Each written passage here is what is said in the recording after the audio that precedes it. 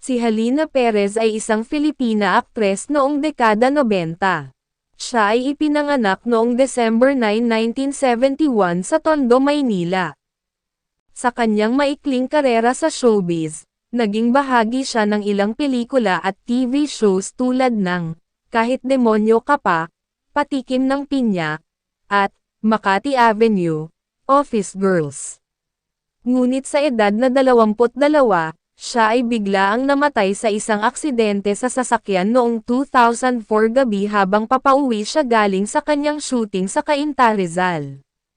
Siya ay namatay sa kasagsagan ng kanyang karera sa showbiz, kaya't naging malaking panghihinayang sa maraming tao ang kanyang pagpanaw.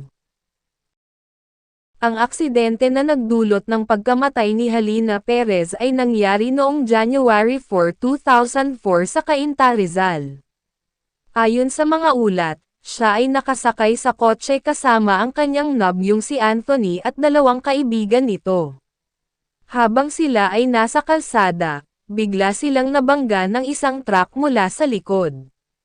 Ang aksidente ay nagresulta sa pagkamatay ni Halina Perez at ng isa sa kanyang kaibigan, samantalang ang kanyang nobyo at isa pang kaibigan ay nakaligtas.